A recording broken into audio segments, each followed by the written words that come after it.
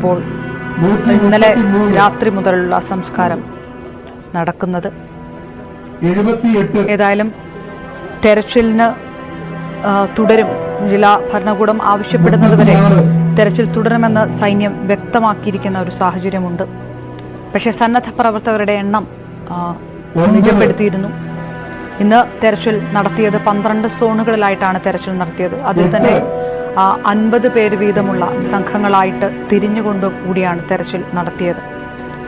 സൈന്യം തെരച്ചിൽ ജില്ലാ ഭരണകൂടം ആവശ്യപ്പെടുന്നതുവരെ സൈന്യം തുടരും.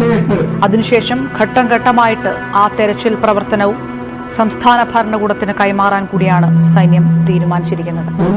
MG മിഥുനിലേക്ക് വീണ്ടും. മിഥുൻ, സംസ്കാര ചടങ്ങുകൾ പൂർണ്ണമാകുമ്പോൾ ഇനി തെരച്ചിലിനുള്ള പ്രതീക്ഷകൾ നശിച്ച ഒരു സ്ഥിതിയുണ്ട്. പുനരധിവാസത്തിന്, അതിജീവനത്തിനായിട്ടായിരിക്കണം ഇനിയുള്ള ഓരോ സമയവും വിനിയോഗിക്കേണ്ടത് എന്നുള്ള ഒരു തീരുമാനം സംസ്ഥാന സർക്കാരും അധികൃതരുമെല്ലാം സ്വീകരിച്ചിരിക്കുന്ന ഒരു സാഹചര്യത്തിൽ തിരച്ചിലുകൾ അവസാനിക്കുന്നു ഏകദേശം.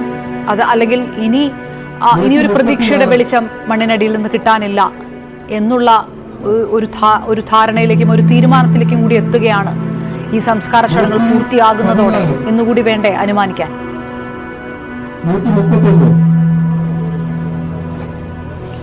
അപ്പോൾ അതായത് നിലവിൽ ഇന്ന് മന്ത്രിസഭയുടെ ഉപസമിതി ചേർന്നതിന് ശേഷം യോഗം ചേർന്നതിന് ശേഷം മനസ്സിലാക്കാൻ സാധിക്കുന്നത് അതായത് അവസാന ആളെയും അതായത് ഇനി കണ്ടെത്താനുള്ള അവസാന 180 പേരെ എന്നുള്ളതാണ് അനൌദ്യോഗിക കണക്ക് പ്രകാരം അവർ പറയുന്നത്.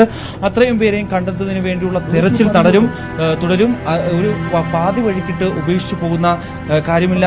എന്തായാലും ഈ സേനാ വിഭാഗങ്ങളെല്ലാം തന്നെ ഇവിടെ തുടരാമെന്ന് അറിയിച്ചിട്ടുണ്ട്. അവർ ഈ തെരച്ചിലുമായി മുന്നോട്ട് പോകാമെന്ന് അറിയിക്കുകയും ചെയ്തിട്ടുണ്ട്. അതുകൊണ്ട് തന്നെ അതിനുവേണ്ടിയുള്ള എല്ലാ സംവിധാനങ്ങളും ഏർപ്പെടുത്തി നൽകാൻ സർക്കാർ നൽകുമെന്നുള്ള കാര്യം കൂടി അവർ പറയുകയും ചെയ്യുന്നു. അതുകൊണ്ട് തന്നെ ഒരു അവസാനവട്ട രീതിയിൽ ഈ പ്രദേശങ്ങളിലെല്ലാം തന്നെ എവിടെയെങ്കിലും ഏതെങ്കിലും തരത്തിൽ ഈ റഡാർ സംവിധാനങ്ങൾ ഉപയോഗിച്ചുകൊണ്ട് സിഗ്നൽ ലഭിക്കുകയാണെങ്കിൽ ആ ഭാഗത്ത് നിന്ന് പരിശോധന നടത്തുന്നു. ഒപ്പം തന്നെ അവസാനവട്ട രീതിയിൽ മാനുവലി ഈ ഒരു നേവി ഉദ്യോഗസ്ഥരും NDRFന്റെയും ഫയർ ആൻഡ് റെസ്ക്യൂവിന്റെയും ഒക്കെ ടീം ആ ഭാഗത്തേക്ക് പോയി അവിടെയൊക്കെ ഈ മണ്ണുമാന്തി യന്ത്രം ഉപയോഗിച്ചുകൊണ്ട് മണ്ണ് മാറ്റിയ ശേഷം മാനുവലി അവിടെയുള്ള മണ്ണ് നീക്കം ചെയ്തുകൊണ്ട് പരിശോധന നടത്തുന്നുണ്ട്.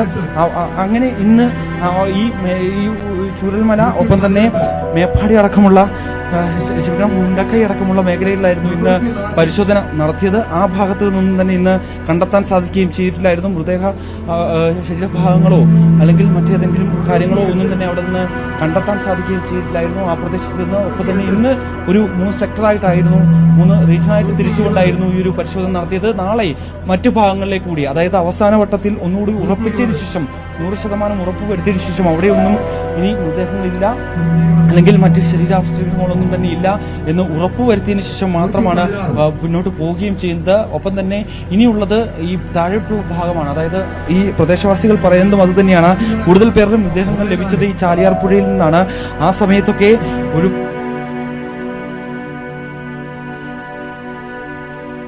വെള്ളവും മണ്ണും എല്ലാം ഒരുമിച്ച് വന്ന സമയത്ത് സൈഡിലുള്ള ഈ പ്രദേശത്തുള്ള സൈഡിലുള്ള ഈ തോട്ടങ്ങളുണ്ട്, തേയിലത്തോട്ടങ്ങളുണ്ട്. ആ ഭാഗത്ത് നിന്നൊക്കെ തന്നെ മൃതദേഹങ്ങൾ നേരത്തെ ലഭിച്ചതാണ്. അവിടെ കേന്ദ്രീകരിച്ച് അവിടുത്തെ മണ്ണ് മാറ്റി, ആ സൈഡിലെ മണ്ണൊക്കെ മാറ്റി അവിടുത്തെ മരങ്ങളൊക്കെ നീക്കം ചെയ്ത് അവിടുത്തെ പാറകഷ്ണങ്ങളൊക്കെ നീക്കം ചെയ്ത് അവിടെ നിന്ന് ഈ ഒരു പരിശോധന നടത്തണമെന്നുള്ള നിർദ്ദേശമാണ് ഇവർ മുന്നോട്ട് വെക്കുകയും ചെയ്യുന്നത്. അത് കേന്ദ്രീകരിച്ചുള്ള അന്വേഷണമായിരിക്കാം നാളെ നടക്കാൻ പോകുന്നതെന്നാണ് മനസ്സിലാക്കാൻ സാധിക്കുന്നത്. എന്തായാലും ചാലിയാർ പുഴയിൽ ഇപ്പോഴും പരിശോധന നടത്തുന്നുണ്ട്. ഈ ഭാഗത്തെല്ലാം തന്നെ ഇപ്പോഴും കൃത്യമായ രീതിയിൽ പരിശോധന പോകാൻ തന്നെയാണ് സർക്കാർ തങ്ങളുടെ തീരുമാനം. അതനുസരിച്ചാണ് കാര്യങ്ങൾ പോവുകയും ചെയ്യുന്നത്. എന്തായാലും ഇന്നത്തെ പരിശോധന പൂർത്തിയായിരിക്കുന്നു എന്നുള്ളതാണ്. സന്ധ്യ കഴിഞ്ഞു കഴിഞ്ഞാൽ അതായത് ഒരു നേരെ വിരട്ടിയാൽ പിന്നീട് അത് വളരെ രീതിയിൽ ദുഷ്കരമാണ്. ഈ ഒരു തെരച്ചിലിനെ വലിയ രീതിയിൽ അത് ബാധിക്കുകയും ചെയ്യുന്നുണ്ട്. അതുകൊണ്ട് തന്നെയാണ് ഈ ഭാഗത്ത് നിന്ന് ആളുകൾ കൃത്യമായി മാറണമെന്നുള്ള കൂടി നിർദ്ദേശം. കൂടാതെ വ്യാപകമായ മോഷണം ഈ ഭാഗത്ത് അതായത് രാത്രി ഇവിടുത്തെ തെരച്ചിൽ അവസാനിപ്പിച്ചു പോകുമ്പോൾ അത്തരത്തിൽ ഈ ദുരന്തമുഖത്ത് ഇത്രയും വിറങ്ങലിച്ച് നിൽക്കുന്ന സാഹചര്യത്തിൽ പോലും ഈ രീതിയിലുള്ള പ്രശ്നങ്ങൾ കൂടി വലിയ രീതിയിൽ ബാധിക്കുന്നുണ്ട് എന്നുള്ളതാണ്. അതിനുവേണ്ടി കൃത്യമായ പെട്രോളിംഗ് സംവിധാനങ്ങൾ ഏർപ്പെടുത്തിയിട്ടുണ്ട്. 10 ബറ്റാലിയൻ യൂണിറ്റിനെ ഇതുമായി ബന്ധപ്പെട്ട് തയ്യാറാക്കിയിട്ടുണ്ട്. അതിന് അവർ 24 മണിക്കൂർ 24/7 ഈ ഒരു പരിശോധന നടത്തും. അവർ അതിനുവേണ്ടി പെട്രോളിംഗ് സംവിധാനങ്ങൾ ഒരുക്കും. ആ മേഖലയിൽ തന്നെ അവർ ഉണ്ടാകും എന്ന് അറിയിക്കുകയും ചെയ്തിട്ടുണ്ട്. എന്തായാലും നിലവിൽ ഈ പരിശോധന ഇന്നത്തെ പൂർത്തീകരിച്ചിട്ടുണ്ട് എന്നുള്ളതാണ്. നാളെ വീണ്ടും രാവിലെ തന്നെ എല്ലാ ദിവസത്തെയും പോലെ തന്നെ നാളെ രാവിലെയും 8ാം ദിവസം വീണ്ടും ഈ ഒരു തെരച്ചിൽ തുടരുകയും ചെയ്യും, പരിശോധനകൾ ആരംഭിക്കുകയും ചെയ്യും. ഇനിയും ഓരോ സ്ഥലങ്ങളും, അതായത് ഈ അപകടം ബാധിച്ചിട്ടുള്ള ആ ഭാഗങ്ങൾ മുഴുവൻ പരിശോധിച്ചതിന് ശേഷം അവിടെ ഏതെങ്കിലും തരത്തിൽ എന്തെങ്കിലും കണ്ടെത്താനാകുമോ എന്ന അവസാന വട്ടം കൂടി പരിശോധിച്ച് അത് ഉറപ്പുവരുത്തിയതിനു ശേഷമാണ് മുന്നോട്ട് പോവുകയും ചെയ്യുന്നത്. എന്തായാലും ഇന്ന് ഈ 3 റീജിയൻ കേന്ദ്രീകരിച്ചായിരുന്നു പരിശോധന നടത്തിയത്. അവിടെയൊന്നും തന്നെ ഇതിലൊന്നും കണ്ടെത്താൻ സാധിച്ചിട്ടില്ല. പക്ഷേ ഈ ഭാഗങ്ങളിൽ, അതായത് സമീപത്തുള്ള ഈ വെള്ളം കയറിയ ഒപ്പം തന്നെ പാതി ഭാഗികമായി തകർന്നു വീണിട്ടുള്ള ഒരുപാട് ബിൽഡിംഗ് ഉണ്ട്, കച്ചവട സ്ഥാപനങ്ങളുണ്ട്. അവിടെയൊക്കെ കേന്ദ്രീകരിച്ചുള്ള പരിശോധന കൂടി നടക്കുന്നുണ്ടായിരുന്നു. ഇന്ന് അവിടെ നിന്നാണ് ഇന്ന് ഈ വില്ലേജ് ഓഫീസിൽ നിന്ന് ഒരു മൃതദേഹ ഭാഗങ്ങൾ കിട്ടിയത്, ശരീരഭാഗങ്ങൾ അവിടെ നിന്നാണ് കിട്ടുകയും ചെയ്തത്. അതുകൊണ്ട് തന്നെ ആ ഭാഗത്തേക്ക് താഴോട്ടുള്ള അട്ടമല തുടങ്ങിയ പ്രദേശങ്ങളിലേക്കുള്ള ഈ മണ്ണൊഴുകി പോയിട്ടുള്ള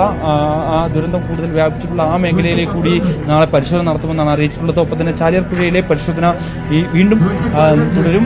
നാളെ വീണ്ടും ഒരിക്കൽ കൂടി കൃത്യമായി പരിശോധനകൾ നടത്തും. ആ മേഖലകളിലേക്ക് ഏതെങ്കിലും തരത്തിൽ കണ്ടെത്താനാകുമെന്നുള്ള പ്രതീക്ഷ മുന്നിൽ വെച്ചുകൊണ്ട് തന്നെയാണ് പോകുന്നത്. സന്നദ്ധ പ്രവർത്തകരെല്ലാം തന്നെയുണ്ട്. എല്ലാവരും രാവിലെ കൃത്യമായി അവർ ഈ ദുരന്തത്തിൽ പെട്ട കൈത്താങ്ങായി, ഒപ്പം തന്നെ സേനാ വിഭാഗങ്ങൾക്ക് കൈത്താങ്ങായി എല്ലാം ഇവിടേക്ക് എത്തുന്നുണ്ട് എന്നുള്ളത് തന്നെയാണ്. ഫയർ ആൻഡ് റെസ്ക്യൂ ടീമിനും ഒപ്പം തന്നെ തണ്ടർപോർട്ട് വിഭാഗങ്ങളും സേനാ വിഭാഗങ്ങളെല്ലാം തന്നെ ഒത്തൊരുമയോടെ ഒരു ജോയിന്റ് ഓപ്പറേഷൻ എന്ന രീതിയിൽ അത്രയും രീതിയിലാണ് ഇവിടുത്തെ കാര്യങ്ങൾ മുന്നോട്ട് കൊണ്ടുപോവുകയും ചെയ്യുന്നത്. അത്രയും വിഷമകരമായിട്ടുള്ള സ്ഥിതിവിശേഷം ഈ ഭാഗങ്ങൾ, അതായത് ഇപ്പോൾ നടക്കാൻ പോകുന്നത് ഈ ശരീരഭാഗങ്ങൾ മറവ് ചെയ്യുന്നതിന് വേണ്ടിയുള്ള പ്രാർത്ഥനയിലേക്കാണ് പോകുന്നത്. ഇപ്പോൾ അല്പസമയത്തിന് മുമ്പ് മേപ്പാടി ഹോസ്പിറ്റലിൽ ഉണ്ടായിരുന്ന മുഴുവൻ ശരീരഭാഗങ്ങളും ഇവിടേക്ക് എത്തിച്ചിട്ടുണ്ടായിരുന്നു. നേരത്തെ 66 ശരീരഭാഗങ്ങളായിരുന്നു എത്തിച്ചത്.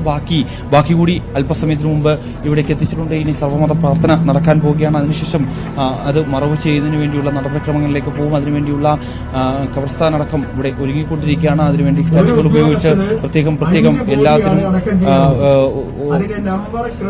നമ്പർ ക്രമീകരിച്ചിട്ടുണ്ട്. അതായത് ഓരോരുത്തർക്കും ഉദ്യോഗസ്ഥർക്ക് അടക്കം ചെയ്യുന്നതിന്റെ ഒരു വോളണ്ടിയർ എന്ന രീതിയിൽ, അതായത് 5 ശരീരഭാഗങ്ങൾ അടക്കം ചെയ്യുന്നതിന് ഒരു ഉദ്യോഗസ്ഥനെ നിയോഗിച്ചിട്ടുണ്ട്.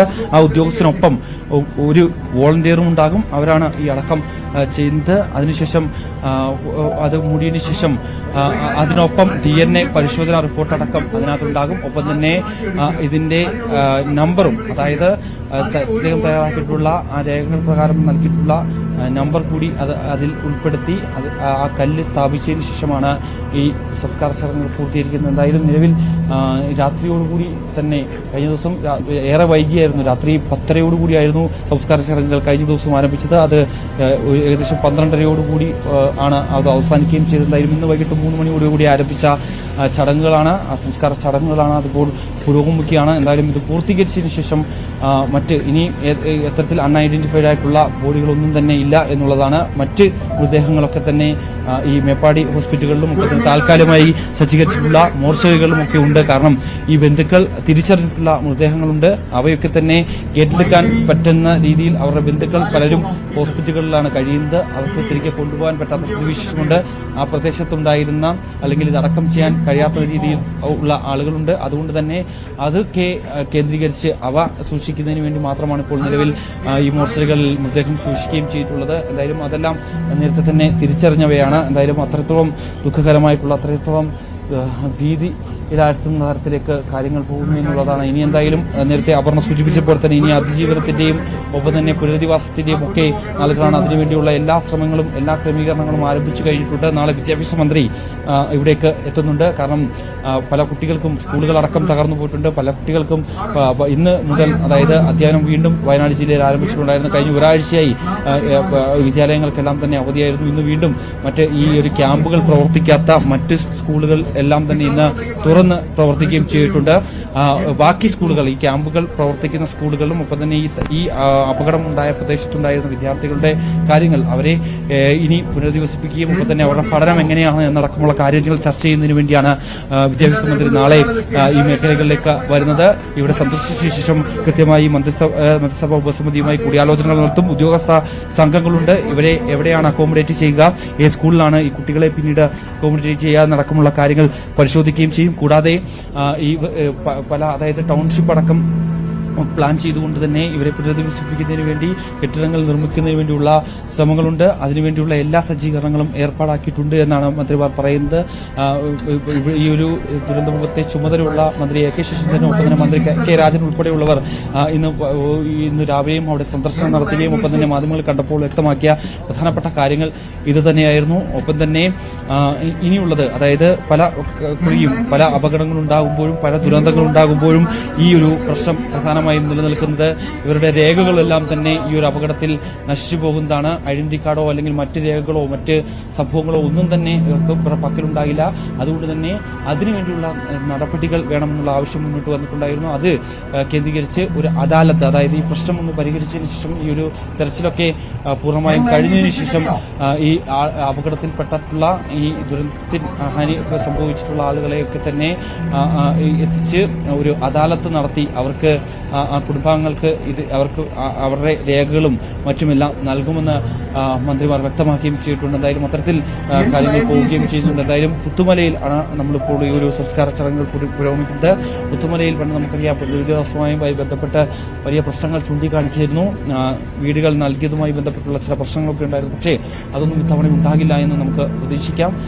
ആ രീതിയിലേക്ക് എല്ലാ സംവിധാനങ്ങളും ഒരുക്കിക്കൊണ്ട് ഇവരെ പുനരധിവസിപ്പിക്കുന്നതിന് വേണ്ടിയുള്ള അതിജീവനത്തിന് വേണ്ടിയുള്ള എല്ലാ തയ്യാറെടുപ്പുകളും സംസ്ഥാന സർക്കാർ തുടങ്ങിയിട്ടുണ്ട്. അതിനുവേണ്ടി സന്നദ്ധ സംഘടനകളുടെ ഭാഗത്തുനിന്നും ഒപ്പം തന്നെ മറ്റു വ്യക്തികളുടെ ഭാഗത്തുനിന്നും നാട്ടുകാരുടെ ഭാഗത്തുനിന്നും എല്ലാ ജനവിഭാഗങ്ങളുടെ ഭാഗത്തുനിന്നും എല്ലാം തന്നെ പൂർണ്ണ പിന്തുണയുണ്ട്.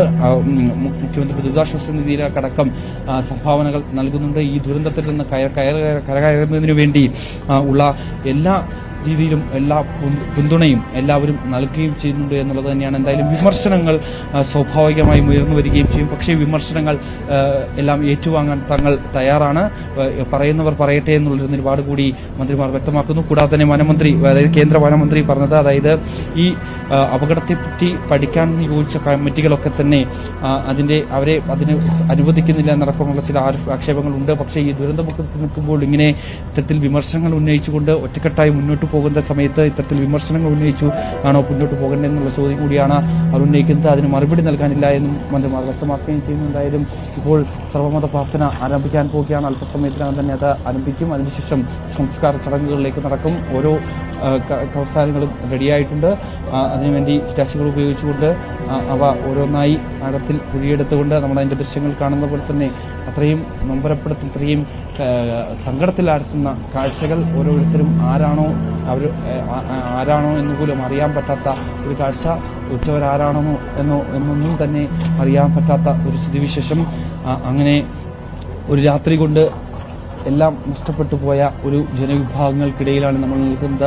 അത്തരത്തിൽ ക്യാമ്പുകളിൽ കഴിയുന്നവർ നിരവധി പേരാണുള്ളത്. അവരെ തിരിച്ചു കൊണ്ടുവരുന്നതിന് വേണ്ടിയുള്ള എല്ലാ ക്രമീകരണങ്ങളും ഒരുക്കണം. കൗൺസിലിംഗ് അടക്കമുള്ള കാര്യങ്ങൾ നടക്കുന്നുണ്ട്. അതൊക്കെ നടക്കുമ്പോൾ പോലും തന്നെ ഇപ്പോഴും അതിൽ നിന്നും മുക്തരാകാത്ത നിരവധി ആളുകളുണ്ട്. അവർ എങ്ങനെയാണ് ഇനി തിരികെ ഈ ജീവിതത്തിലേക്ക് വരിക എന്നുള്ള ഒരു ചോദ്യം അവശേഷിക്കുന്നുണ്ട്. എന്തായാലും നമുക്ക് പ്രതീക്ഷ ഇപ്പോഴും ഉണ്ട്. അവർ തിരികെ വരും. ഇതെല്ലാം തന്നെ അവർ അതിജീവിക്കും. കാരണം മുൻകാലങ്ങളിലും പല അപകടങ്ങളും ഉണ്ടായപ്പോഴുമൊക്കെ തന്നെ അതെല്ലാം ഒറ്റക്കെട്ടായിട്ട് അതിജീവിച്ചിട്ടുള്ള ചരിത്രമുള്ളതാണ്. അതുകൊണ്ട് തന്നെ ഇതിൽ നിന്നും അവർ മുക്തരായി അതിജീവനത്തിന്റെ പാതയിലേക്ക് വരും എന്ന് തന്നെ നമുക്ക് പ്രത്യാശിക്കാം. എന്തായാലും ഇപ്പോൾ സംസ്കാര ചടങ്ങുകൾ പുരോഗമിക്കാൻ പോവുകയാണ്. ഇപ്പോൾ അവസാനവട്ടമായി അവർക്കൊരു സർവമത പ്രാർത്ഥനയോടുകൂടി അവരെ യാത്ര അയക്കുന്നതിന് വേണ്ടിയുള്ള കാര്യത്തിലേക്കാണ് കടക്കുന്നത്. അല്പസമയത്തിനകം തന്നെ സർവമത പ്രാർത്ഥന ആരംഭിക്കും. അപർണ.